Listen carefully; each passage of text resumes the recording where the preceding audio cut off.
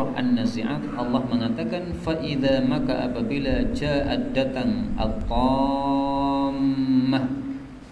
At-tammah itu perkara yang sangat-sangat besar, atau apa ya? Perkara besar, perkara mungkar yang sangat besar. Al-kubra yang terbesar. Tammah itu sendiri artinya sudah besar ditambahi kubra, paling besar. Maka yang dimaksud pasti adalah hari kiamat. Maka Ibnu Abbas mengatakan at-tammatul kubra adalah salah satu nama dari nama-nama kiamat. Ada namanya al-ghasyiyah, ada namanya al-waqi'ah, ada namanya al-qari'ah, ada namanya at-tammatul kubra, ada namanya as-sakhah. Semuanya sama, maksudnya adalah hari kiamat. Sebagian ulama tafsir mengatakan tammatul kubra itu adalah tiupan sangkakala yang kedua. Berarti ketika orang-orang bangkit dari kuburnya. Dengan bukti apa? Dengan bukti Allah menyebutkan pada ayat setelahnya, yauma, pada hari yatadzakkarul insan, manusia menjadi ingat masa'a, apa saja yang sudah dia lakukan di dunia. Berarti tammatul kubra itu adalah tiupan yang kedua. Karena dengan tiupan yang kedua itu manusia kemudian semuanya bangkit dari kubur. Nah, ketika bangkit dari kubur itu, semua kita akan ingat dulu yang kita lakukan di dunia apa? Akan kita ingat semuanya. Apakah kita melakukan kebaikan? Apakah kita melakukan keburukan? Akan ingat semuanya. Mungkin hari ini kalau kita ditanya, tahun kemarin kamu melakukan apa saja, kita lupa. Kita hanya ingat beberapa hari yang lalu apa yang kita lakukan. Tapi tahun kemarin sudah lupa. Tapi Allah menjamin di sini nanti bangkit dari kubur, semua yang kita lakukan akan kita ingat. Yauma yatadzakkarul insanu ma sa'a. Ada ayat yang semisal dengan ini, yaitu pada surah Al-Fajr. Allah Subhanahu wa taala mengatakan pada ayat yang ke-23, waji'a yauma idzim bi jahannam, didatangkan pada hari itu neraka jahanam. Neraka jahanam yang membawa adalah para malaikat, ya, didatangkan ke situ. Yauma idzin, pada hari itu, yatadzakkarul insan, manusia jadi ingat apa yang sudah dia lakukan di dunia. Wa anna lahu dzikra, dan bagaimana mungkin ingat tersebut bermanfaat untuk dia. Artinya kalau ingatnya di akhirat sudah nggak ada gunanya. Kalau sekarang kita ingat masih ada gunanya. Kita ingat tahun kemarin kita jelek, maka sekarang ini tahun ini kita ingin memperbaiki. Ini masih ada gunanya. Tapi kalau di akhirat kita teringat dulu kita jelek, mau perbaiki apanya? Ya, nggak bisa diperbaiki lagi. Karena pada hari itu Allah hanya menghisab amal dan sudah tidak menerima amal lagi. Kalau sekarang masih Allah terima amal. Dulu kita jelek, sekarang kita perbaiki, amal kita masih diterima oleh Allah Subhanahu wa taala. Karena itu maksudnya ayat ini adalah jangan sampai kita itu ingatnya terlambat, ingatnya harus sebelum apa? Terjadinya akhirat. Karena kalau sudah terjadi akhirat, kita ingat sudah tidak ada gunanya lagi. Yatadzakkarul insanu masa. Kemudian Allah mengatakan, wa burrizat, dan ditampakkanlah al-jahimu, neraka jahim. Ditampakkan kepada siapa? Liman yara, bagi orang yang melihat. Siapa kira-kira yang melihat ini? Qala Ibnu Abbas menafsirkan, maksudnya likulli dzi basar, untuk setiap yang punya mata. Berarti mukmin kafir semuanya nanti melihat neraka jahim atau neraka jahanam. Sebagian ahli tafsir tidak setuju. Ini yang dimaksud lima yara, bagi yang melihat, itu maksudnya orang-orang kafir saja. Kenapa? Karena mereka membaca dalam Al-Quran ada isyarat kepada hal itu, ya. Wa burrizatil jahimu lil ghawin, pada surah Asy-Syu'ara ayat 91. Wa burrizat, dan ditampakkanlah al-jahim, neraka jahim, lil ghawin, bagi orang-orang yang ghawa, yang sesat. Siapa yang sesat? Orang-orang kafir. Adapun orang-orang beriman, menurut kelompok yang kedua ini tidak ditampakkan neraka jahanam kepada mereka, tetapi wa uzlifat, dan didekatkanlah al-jannatu, jannah, lil muttaqin, bagi orang-orang yang bertakwa. Maka di sini ada dua kelompok ahli tafsir. Yang satu mengatakan lima yara, itu untuk semua orang, muslim kafir semuanya melihat neraka waktu itu di padang mahsyar. Sementara kelompok yang kedua mengatakan bahwasanya neraka jahanam hanya ditampakkan kepada orang-orang kafir berdasarkan ayat ini, wa burrizatil jahimu lil qawin. Saya cenderung pendapat Ibnu Abbas.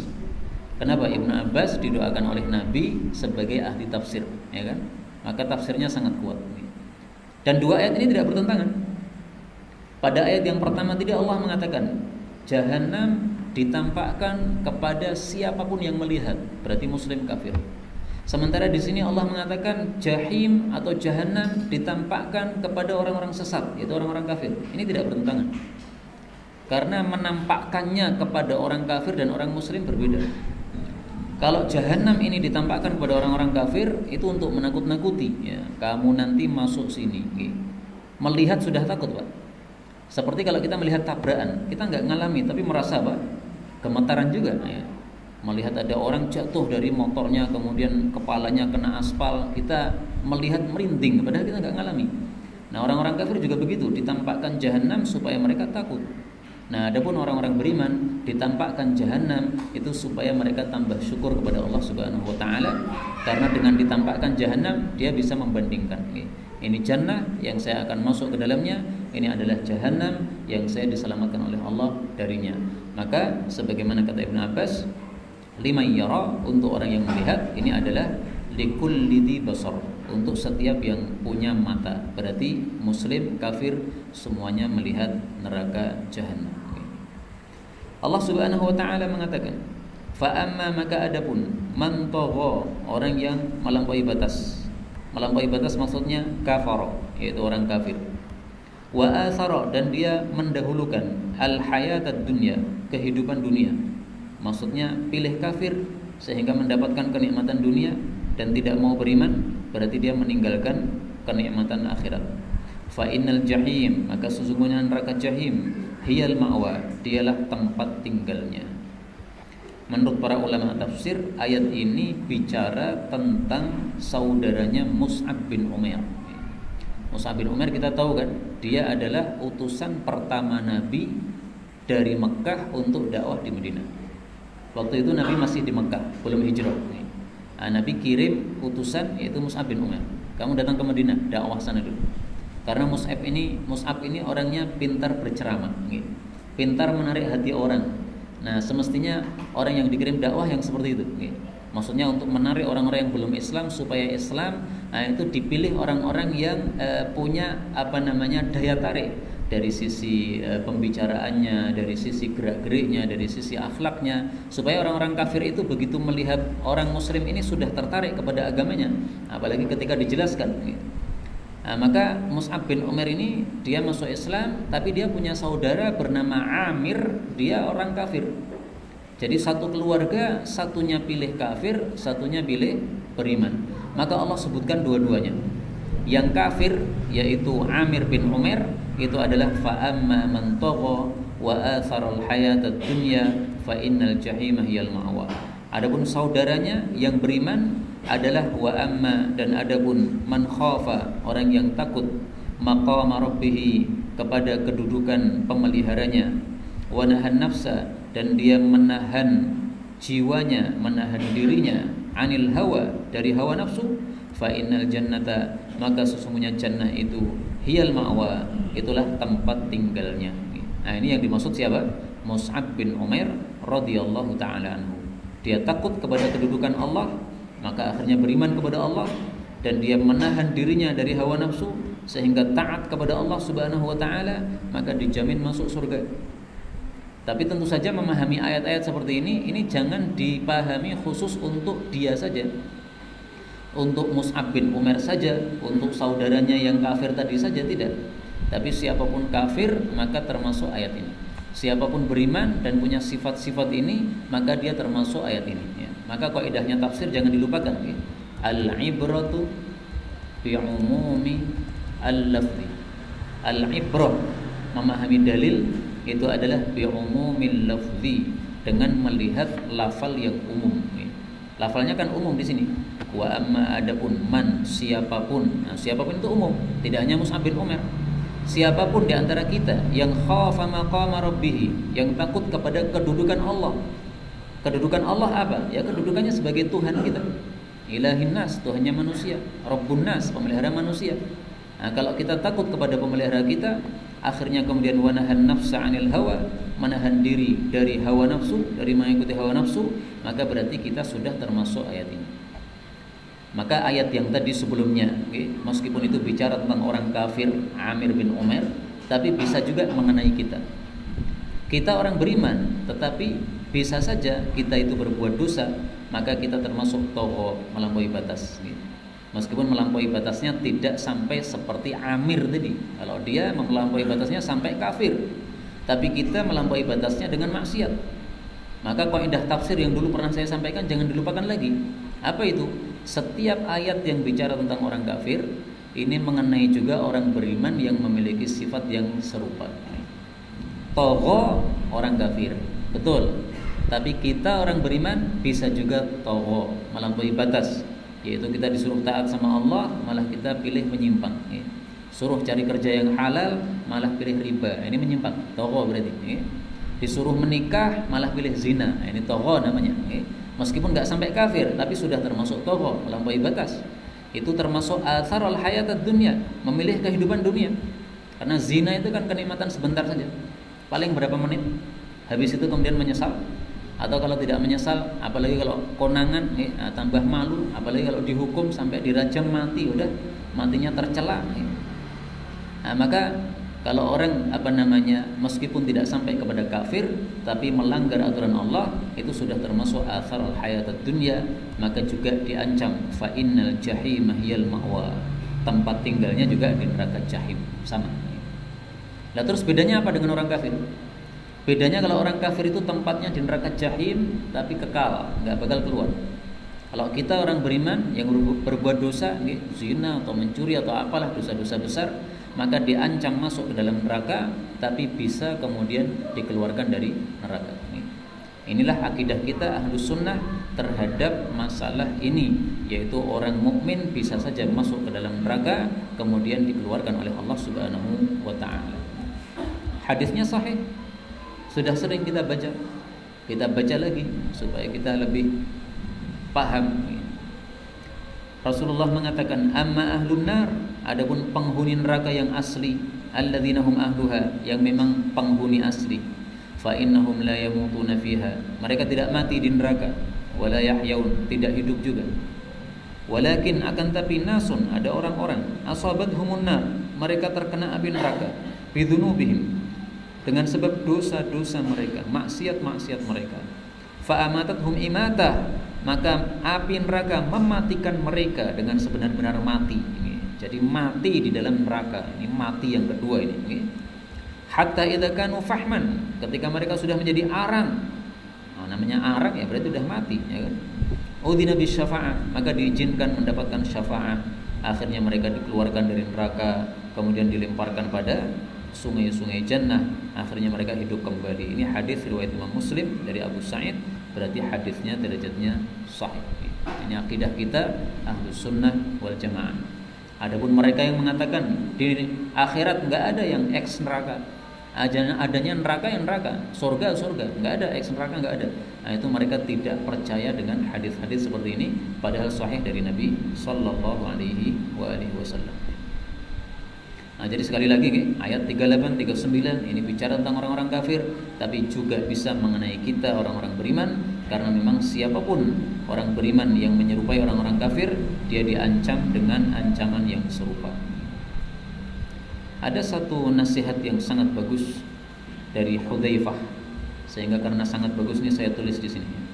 Qala Hudzaifah, berkata Hudzaifah bin Yaman, sahabat Nabi, akhwafu ma akhafu 'alal ummah, yang paling saya khawatirkan terhadap umat Islam adalah ayyukthiru ma yarawna, mereka mengutamakan apa yang terlihat oleh mata, ala ma ya'lamun, daripada apa yang diketahui oleh hati.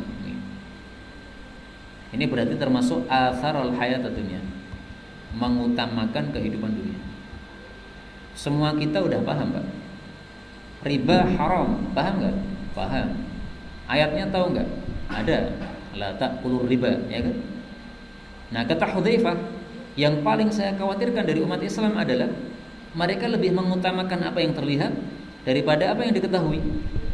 Tahu sebenarnya riba haram, dalam hatinya tahu, tapi melihat labanya besar, maka diambil juga. Pakai juga transaksi riba. Kenapa? Labanya besar. Pinjam uang dari bank, kemudian untuk mengembangkan apa? Bisnisnya. Nah, ini adalah termasuk ini yang dikhawatirkan oleh Hudzaifah bin Yaman. Tapi ada satu ancaman yang keras. Ini ancaman fil kutub. Ini dalam kitab-kitab terdahulu, mungkin kitab Taurat atau kitab Injil atau kitab apa. Disebutkan dalam kitab-kitab terdahulu, Anallaha Ta'ala qala, bahwasanya Allah mengatakan, la yu'thiru 'abdun li dunyahu 'ala akhirati. Tidaklah seorang hambaku mementingkan dunianya dan meninggalkan akhiratnya, illa basastu 'alaihi humumahu wa dhai'atah. Maka kegelisahan atau kesusahannya akan saya berikan semuanya kepada dia. Tsumma la ubali fi ayyiha halak. Kemudian saya enggak peduli lagi dia akan binasa di mana dari masalah-masalah dunia yang dia ikuti tadi. Nah, ini fakta, kita lihat. Sebagian kita ada yang sudah istiqomah ngaji, udah paham itu riba enggak boleh, masih aja nekat. Katanya untuk membesarkan bisnisnya. Tapi kemudian Allah hancurkan.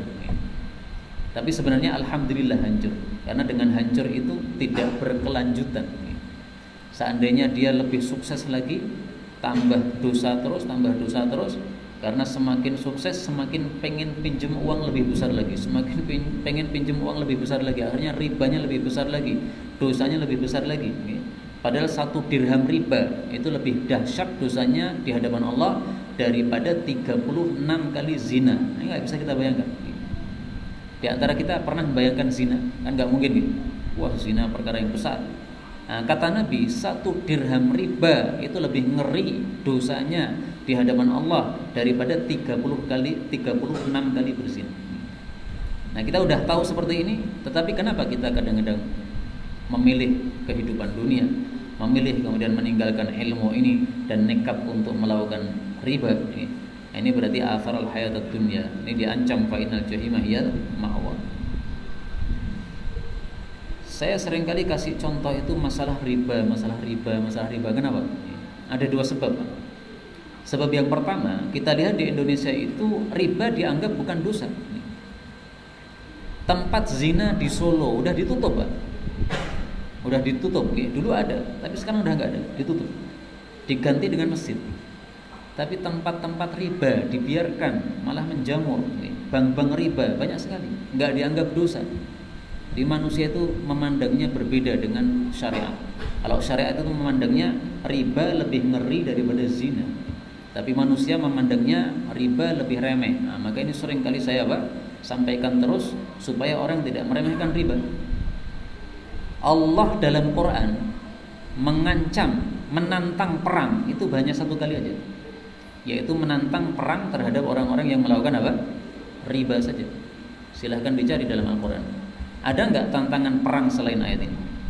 Surat Al-Baqarah ayat 279. Fa illam taf'alu, kalau kalian tidak mau berhenti dari riba, fa'dzanu biharbim minallahi wa rasuli. Ditantang oleh Allah untuk perang. Ada perang sama Allah dan Rasul. Ini enggak ada ayat tantangan perang dari Allah selain ayat ini. Ini berarti menunjukkan dahsyatnya riba itu, dosanya. Jadi memandang riba jangan seperti manusia sekarang, menganggapnya biasa. Nah, maka para ulama yang paham bahwasanya riba itu dosanya sangat besar, itu diantara mereka mau masuk bank saja itu sudah gemetar. Kalau saya masih biasa saya masuk bank ya nggak apa-apa, saya cuma mau transfer aja, ya saya nggak mau transaksi riba. Saya cuma mau ngambil uang transferan teman saya aja, ya saya tidak mau transaksi riba. Tapi ada di antara para ulama itu mau masuk bank itu udah gemetaran, meskipun dia tidak melakukan riba, tapi dia mengetahui ini tempat riba ini. Jadi dia bayangkan bagaimana kalau Allah marah kemudian ini tempat dihancurkan, dia ikut hancur di situ. Nah, dia khawatir sehingga akhirnya gemetaran nggak jadi masuk. Ada seorang ulama di Saudi begitu, namanya Syekh Ahmad lupa saya ini. Ini Masya Allah, ini karena takutnya kepada Allah Subhanahu wa Ta'ala. Ini sebab pertama, kenapa saya sering kasih contoh riba. Sebab yang kedua, karena di tempat yang lain, bukan di sini, di tempat pengajian yang lain, saya diberitahu oleh salah satu teman, ya temannya juga ikut kajian. Dia mengatakan bahwasanya rekan-rekan kita di sini, kata beliau, meskipun sudah lama ngaji, tapi yang pinjam uang dari bank itu masih banyak katanya. Masya Allah. Misalnya pada waktu hari raya Idul Adha, untuk bisa jualan sapi kurban, nah itu pinjam dulu uang dari bank. Nah, ini masya Allah, bagus sebenarnya membantu orang untuk kurban, amal soleh. Tapi kok caranya pakai riba itu gimana? Nggak bisa mikir. Apakah engkau menganggap ini perkara yang kecil, padahal ditantang oleh Allah, fa'dzanu biharbin, ditantang perang oleh Allah Subhanahu wa Ta'ala. Maka ini perlu digaungkan terus supaya kita semuanya menganggap riba sesuatu yang besar, bukan sesuatu yang remeh. Kemudian di sini Allah mengatakan wa amma man khafa maqama rabbih, siapa yang takut kepada kedudukan Allah. Ini salah satu tafsir maqama rabbih, kedudukan Allah. Allah kedudukannya sebagai Tuhan kita. Boleh juga ditafsirkan maqama rabbih, artinya berdiri kepada Allah Subhanahu wa Ta'ala. Siapa yang takut posisi berdiri dia nanti di hadapan Allah, yaitu di padang mahsyar, dia akan menghadap Allah. Nah, siapa yang takut kondisi tadi, wa nahan nafsa 'anil hawa, dan dia menahan nafsunya dari hawa nafsu, menahan dirinya dari hawa nafsu, maka dia akan masuk ke dalam jannah. Jadi maqam di sini boleh diartikan kedudukannya Allah. Kedudukannya Allah sebagai Tuhan kita. Bisa diartikan maqam, yaitu berdirinya kita nanti menghadap kepada Allah Subhanahu wa Ta'ala. Maka kalau diartikan maqam ini artinya manusia menghadap kepada Allah, itu sama dengan ayat yang lain. Allah mengatakan apa? Yauma yaqumun nasu lirabbil alamin. Surat Al-Mutaffifin ayat 6. Yauma, pada hari itu, yaitu di hari kiamat, yaqumun nasu, para manusia berdiri menghadap siapa? Lirabbil alamin, menghadap kepada Rabbul alamin. Nah, inilah yang ditakutkan oleh orang-orang yang beriman. Dia akan mempertanggungjawabkan amalannya di hadapan Allah Subhanahu wa Ta'ala. Bapak Ibu rahimani wa rahimakumullah, sangat bagus sekali surat ini mendidik kita untuk belajar takut kepada Allah Subhanahu wa Ta'ala. Karena pada ayat sebelumnya Allah cerita tentang Nabi Musa, bagaimana dakwahnya Nabi Musa kepada Fir'aun. Ternyata dakwahnya intinya supaya Fir'aun itu bisa menjadi manusia yang takut kepada Allah Subhanahu wa Ta'ala. Wa ahdiyaka ila rabbika fatakhsha. Ini dakwahnya Nabi Musa kepada Fir'aun. Aku ingin menunjuki kamu supaya kamu takut kepada Allah. Jadi inti dakwahnya ini. Kemudian setelah diceritakan tentang inti dakwahnya Nabi Musa, Allah mengatakan di sini wa amma man khafa maqama rabbih, takut kepada Allah Subhanahu wa Ta'ala. Ini sangat bagus ayat ini atau surat ini mendidik kita supaya latihan, berlatih, yaitu berusaha bagaimana mempunyai sifat takut kepada Allah Subhanahu wa Ta'ala. Maka kalau di antara kita sudah punya sifat takut kepada Allah, berarti dia yang paling utama di majelis ini. Bukan saya yang bicara, bukan. Karena kalau bicara begini, ini semua orang yang punya ilmu bisa ngomong. Adapun takwa itu tempatnya di sini, dalam hati. Takwa tempatnya bukan di mulut. Kalau di mulut ini kalamul muttaqin, ini hanya ucapannya orang-orang bertakwa saja. Yang saya ucapkan ini adalah ucapannya orang-orang bertakwa. Tapi apakah saya bertakwa atau tidak? Nah, itu tempatnya di sini. Sehingga yang lebih utama di antara kita yang di majelis ini bukan yang bicara, sama sekali bukan, tapi yang dalam hatinya takwa kepada Allah Subhanahu wa Ta'ala. Maka Rasul sallallahu alaihi wasallam mengatakan at-taqwa hahuna. Takwa itu di sini. Takwa itu bukan di badan. Kalau badan bisa kita menipu. Pura-pura rajin sholat, pura-pura rajin baca Quran, tetapi hatinya ternyata kotor, penuh maksiat, penuh dosa. Itu berarti bukan bertakwa. Bertakwa itu di sini. Tapi tentu saja takwa yang ada dalam hati ini akan merembet pada anggota tubuh yang lain. Merembet pada mulutnya sehingga tidak akan bohong, merembet kepada matanya sehingga tidak akan digunakan untuk yang maksiat. Itu berarti sudah betul-betul apa? Takwa kepada Allah Subhanahu wa Ta'ala. Karena itu marilah kita usaha kita untuk mencapai yang terbaik itu sebenarnya satu ini. Bagaimana dalam hati kita bisa dimunculkan takut kepada Allah Subhanahu wa Ta'ala. Apapun caranya silahkan. Yang penting bagaimana hasilnya bisa takut kepada Allah Subhanahu wa Ta'ala. Tapi salah satu caranya memang adalah kita harus berilmu. Baca tafsir-tafsir ayat-ayat Allah ini akan mendidik kita supaya takwa. Baca hadis-hadis Nabi akan mengajari kita takwa. Kalau kita tidak paham hadis, tidak paham Quran, kan nggak tahu mana yang harus kita takwai, mana yang tidak. Kita nggak akan tahu riba haram, tidak akan tahu zina haram, tidak akan tahu mencuri haram, tidak akan tahu ghosab haram. Maka ilmu ini satu jalur supaya kita bisa mencapai apa? Takwa kepada Allah Subhanahu wa taala. Maka karena kita merasa kita belum sampai pada tingkatan takwa, jangan berhenti untuk belajar ilmu agama. Selama kita masih punya nyawa, belajar terus ilmu agama supaya mencapai tingkatan takwa kepada Allah Subhanahu wa taala. Kalau sudah sampai tingkatan takwa, ini sudah berarti sudah berhasil di dalam menggapai kemuliaan di hadapan Allah Subhanahu wa taala. Ada satu perkataan yang sangat bagus, saya tulis di sini karena bagusnya. Qala Ibnu Mas'ud mengatakan, antum fi zamanin, kalian itu sekarang berada di suatu masa yaqudul haqqul hawa, yang kebenaran itu bisa menggiring hawa nafsu sehingga bisa taat kepada Allah Subhanahu wa taala. Wa sayati zamanun, tetapi nanti akan datang suatu masa yaqudul hawa al haqqa, hawa nafsu yang justru menggiring kebenaran. Jadi hawa nafsu lebih ditaati daripada kebenaran yang diketahui. Sebenarnya paham, tapi hawa nafsunya yang dominan, yang menang. Fa na'udzubillah, kata Ibnu Mas'ud, maka kita berlindung kepada Allah Subhanahu wa taala dari zaman tersebut, dan saya yakin zaman kita sekarang ini sudah seperti itu. Wa qala Sahlun, berkata Imam Sahl At-Tustari, tarkul hawa, meninggalkan hawa nafsu, miftahul jannah, adalah kunci masuk ke dalam jannah. Dalilnya apa? Ayat ini tadi. Wa nahan nafsa 'anil hawa fa innal jannata hiyal ma'wa. Berarti kunci masuk jannah apa? Takut atau meninggalkan hawa nafsu. Ada perkataan yang sangat bagus yang saya temukan di dalam kitab Aqidah Thahawiyah. Aqidah Thahawiyah.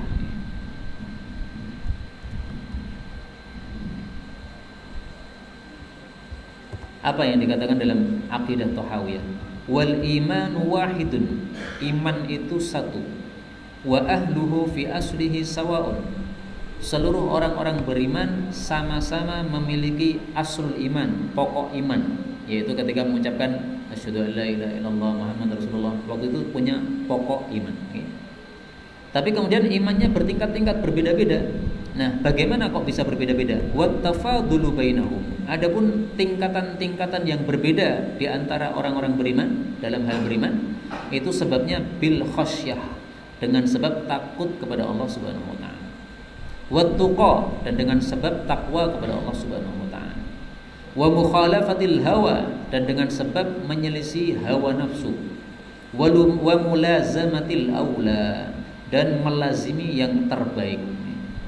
Apa yang terbaik? Salat berjamaah di masjid, bukan di rumah. Nah, melazimi salat berjamaah di masjid, itu yang terbaik.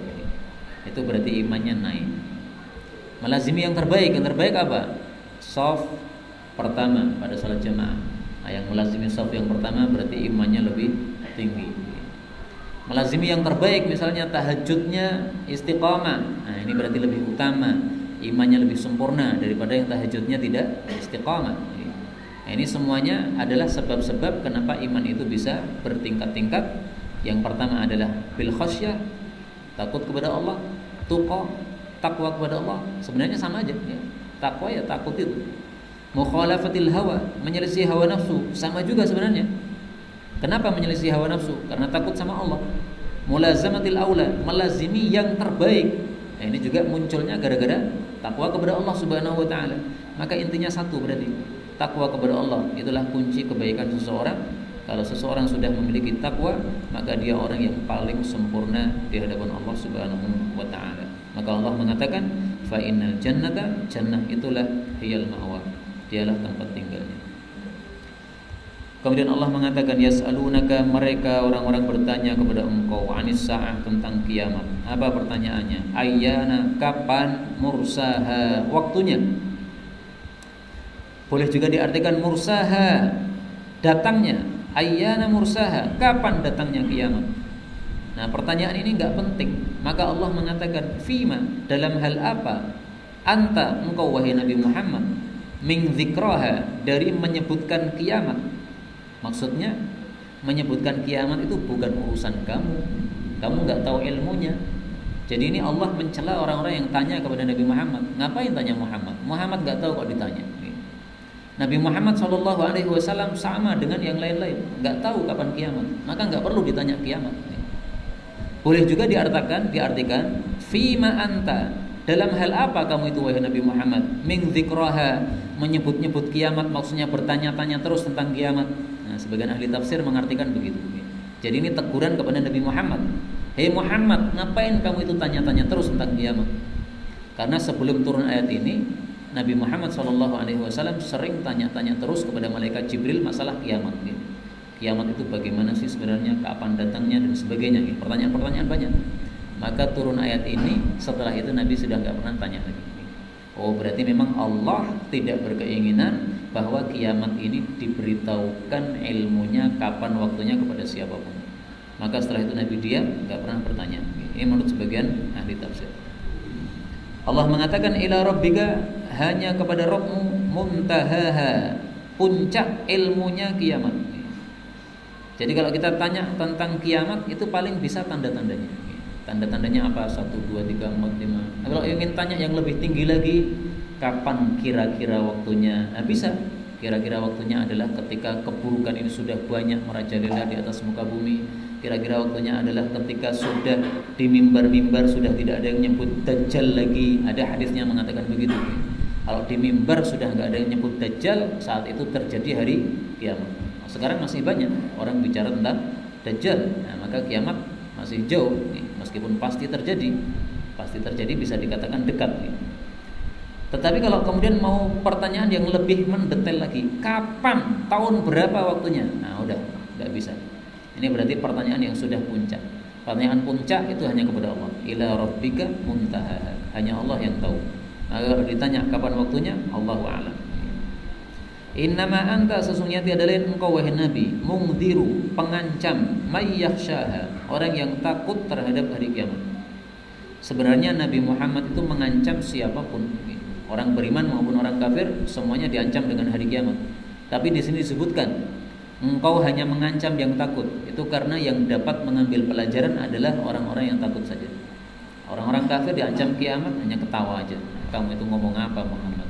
Kamu itu mengiko saja. Nah, kalau orang-orang beriman paham betul sehingga bisa takut kepada Allah Subhanahu wa taala apabila diancam dengan hari kiamat. Dalam ilmu qiraah, kata-kata mungdzir ini boleh dibaca dengan tanwin. Innama anta mungdzirum may yakhshaha, boleh. Mungdzirum boleh. Boleh juga mungdziru may, dan ada dua bacaan. Maka ini sama dengan wallahu mutimmun nurahu atau mutimmu nurihi. Wallahu balighun amrah atau balighu amrih, ya. Itu dua bacaan yang boleh tanwin, boleh tanpa tanwin. Kemudian Allah mengatakan ka'annahum, seolah-olah mereka orang-orang kafir, yauma yarawnaha, pada hari mereka melihat hari kiamat, melihat kiamat, lam yalbathu, mereka tidak tinggal illa kecuali asyiyatan, satu sore, au duhaha, atau satu paginya saja. Maksudnya ketika orang-orang kafir ini sudah menghadapi kiamat, begitu dahsyatnya kiamat ini, menganggap selama tinggal di dunia ini selama seolah-olah hanya sesore aja. Sesore berarti berapa? Ya sekitar 3 jam lah, atau 1 jam lah, atau 1 pagi aja. Padahal kita hidup di dunia berapa lama? Ada yang 60 tahun, ada yang 100 tahun. Tidak hanya 100 tahun, karena di kuburan nunggu kiamat berapa tahun itu? Lama juga. Tapi begitu melihat kiamat itu rasanya dulu di kuburan berapa tahun, rasanya dulu di dunia berapa tahun, itu hanya seperti 1 pagi atau seperti 1 sore. Ini menunjukkan apa? Betapa dahsyatnya, ngerinya hari kiamat. Sama dengan gini Pak, kalau kita biasanya hanya pegang duit 1.000 rupiah, maka kita pegang duit 1 juta kan merasa wah kaya. Nah, biasanya cuma pegang duit 1.000, nggak pernah mikir duit 100.000, nggak punya. Tapi ini suatu hari pegang 1 juta, besar, ya kan? Tapi begitu ketemu orang yang membawa duit 1 triliun, nah itu merasa wah kok kursidik kan. Nah, demikian juga dunia juga begitu. Kita di dunia ini 60 tahun lama, gitu. Tapi kalau udah ketemu akhirat, begitu melihat dahsyatnya akhirat, seolah-olah hari di dunia itu hanya sesore, hanya sepagi aja. Mirip seperti itu. Pokoknya kalau orang menghadapi yang perkara besar, itu pasti yang perkara yang sebelumnya pasti terasa apa? Kecil atau terasa remeh. Nah, itulah yang dimaksud ayat ini, illa asyiyatan aw duhaha. Asyiyah, yang disebut asyi itu adalah sejak tergelincir matahari dari waktu zuhur sampai tenggelam matahari maghrib. Yang dimaksud duha itu adalah sejak terbitnya matahari, nah, jam 6 misalnya, sampai tergelincir matahari sampai zuhur. Jadi terbit matahari sampai zuhur namanya duha, kemudian tergelincir matahari sampai tenggelam namanya asyiyah, ini sore. Ini dalam bahasa Arab. Nah, tapi maksudnya adalah mereka hanya merasa sebentar saja di dunia ketika mereka sudah melihat kengerian-kengerian pada hari kiamat. Mudah-mudahan kita semuanya pada hari kiamat diberikan keamanan oleh Allah Subhanahu wa taala sebagaimana sekarang kita diberikan iman oleh Allah Subhanahu wa taala. Amin ya rabbal alamin. Wallahu a'lam bishawab. Walhamdulillahi rabbil alamin.